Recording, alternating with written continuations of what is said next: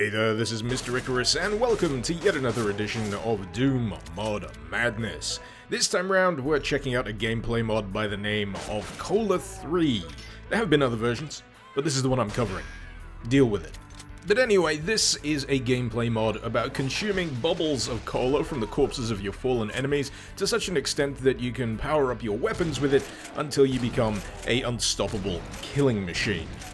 Reaching that level, however, is where the joy of cola lies, because the journey is actually pretty damn challenging. You see, it's not just about consuming cola bubbles till you can level up your weaponry, it's about holding on to those bubbles until you reach the level up point, because every hit you take in cola will actually result in a loss of bubbles. That is, unless you've been protecting it with pickups of armor. This leads to a particularly tense early game when playing Cola across many maps. You're frantically darting between any cover that the level may provide, all in a desperate attempt to hold on to those gaseous orbs of power. Vital, I'm sure you'll agree, when it comes to upgrading something as legitimately crappy as the shotgun in its low-level form. Then again, you may actually want to focus your efforts on something a little bit more entertaining, such as the deck of cards here, which occupies slot 3 in the arsenal of Cola. Curiously, the cards seem to be somewhat of an anomaly when compared to the rest of the weapons in Cola, because in its lowest form, the cards actually seem to be at their most powerful. Not to mention at the most entertaining, detonating into a pleasing solitaire-esque card shower on impact, but as it goes up in level, those effects diminish, and so too does the damage dealt, but that will be for a pretty cool reason that I'll get into a little later. Next up in the queue is the Plasma Auto Rifle. It's actually a pretty fun gun to use, even in its level 0 form. The longer you hold down the fire button, the faster the rate of fire gets. You don't even need to worry about bullets, but you do have to worry about overheating. Spicing up the proceedings even further, we have the presence of 0-calorie cola. This essentially turns your weapons all the way up to level X, something that you can't normally attain just through the collection of cola bubbles, and allows your weapons to do all sorts of weird, wonderful, and ultimately very damage-dealing things. Naturally, this effect doesn't last forever. If it did, it would run the risk of seriously unbalancing the progression of the mod, so while you've got it, feel free to whip out something interesting such as your deck and go nuts. Out of the early batch of weaponry you'll be able to get your hands on in Cola, I'd say that the shotgun is probably the most difficult to work with.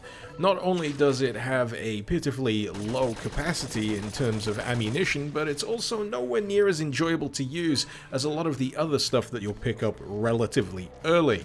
Coupled with the relatively high upgrade cost just to get from level 0 to level 1, and even then all you get is a slightly quicker reload, I found that the shotgun was one of the weapons that fell to the wayside first. I mean, how can it not when you've got something like the Plasma Auto Rifle here bringing the very enjoyable Daka? Another thing worth considering on the shotgun front is that bubbles obtained can only contribute to the level of the currently equipped weapon, and if you're not really having any fun with the weapon, you're going to be using something else. Therefore, the other weapons get better, the shotgun stays the same. If I were to pinpoint the moment that you cross over the line into ultimate killing machine territory in Cola, I'd say it's pretty much from the moment that you pick up the Sidewinder missile launcher. This is a pleasingly chunky weapon that fires missiles that have snake heads on the end of them. Not very aerodynamic, but then again they do take a bit of a wobbly trajectory in the level 0 form, but as you level it up, the trajectory straightens out, and you even get more missiles per shot. It absolutely destroys. It really does, and the real killer application of this is that it is also completely devoid of splash damage. Now, regular viewers here will understand the gravity of what I've just said, but if you're not aware, I suffer from a very particular condition, one that means if I'm wielding a rocket launcher or similar explosive type weapon, I will inevitably disregard my own safety and attempt to use it while an enemy or wall is directly in front of my face. And because a lot of these weapons have splash damage factored into their use, I end up killing myself quite frequently. Here, however, I don't have to worry anymore. I can finally cut loose.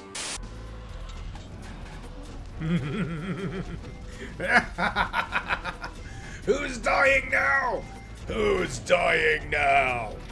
I really can't overstate how fun it is to get some of these weapons leveled up. I mean, one thing I missed about the missile launcher earlier is that at level 2, not only do the rockets fly in a straighter line, but they also spawn explosive cola cans on impact, increasing the sheer amount of bloody chaos that you can inflict on your enemies.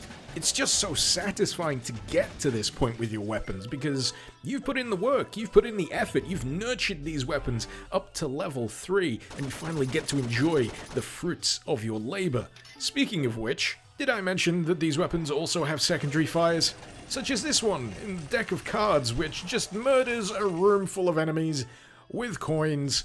And as you may suspect, the level of the weapon itself does indeed affect the effectiveness of the alt fire, the Royal Flush being the top alt fire you can get with the deck of cards. Curiously, however, using it does revert that particular weapon back to level 0. This isn't necessarily the case with other weapons, however. The Plasma Auto Rifle, for example, merely uses the currently acquired bubbles on that level as its ammunition. Depleting it, however, will not revert the weapon down. That's still dependent on enemies landing a few hits on you. But even then, it's a function that I shamefully have to admit I didn't notice until I was a good chunk of a way through this particular map set. And when I did, it was pretty much gravy on top of the meat and potatoes that is Cola's gameplay. Something that was already tremendously satisfying, now getting even tastier as a result. For me, one of the more interesting aspects of Cola is the fact that even once you've built yourself up to the level where you're essentially the destroyer of worlds, you still run the risk of reverting back down to level 0 if you take enough knocks or if you're a little overzealous with using the alt fires. It lends a nice sense of ebb and flow to the gameplay, something that seems to react well to being played at higher difficulties, where it makes it a little harder for you to hold on to your hard-earned bubbles.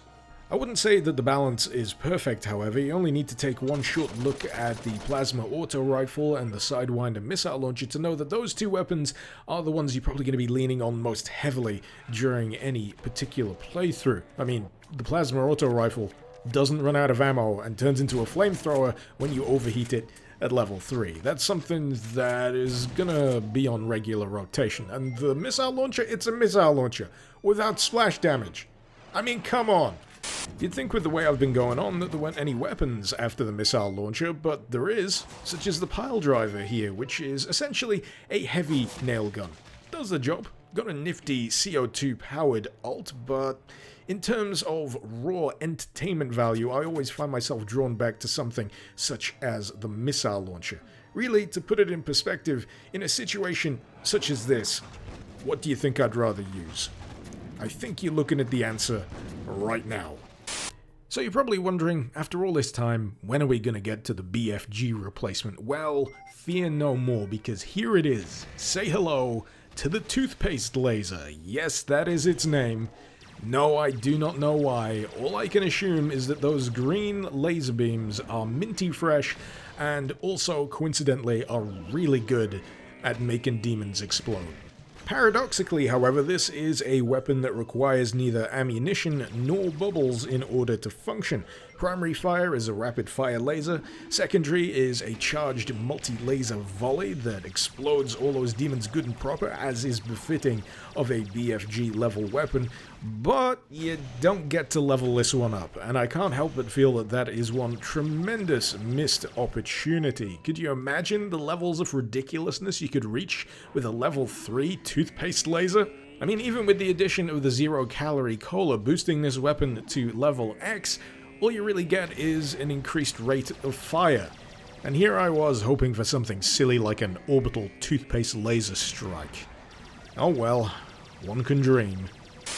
I can't help but get the feeling that in some way Cola kind of suffers from a bit of an identity crisis. Because on one hand, you've got the early game, which is really good. It's really solid. You've got this tension of trying to be careful with your encounters, using cover in the level to hold onto those bubbles and build up those early weapons in your arsenal.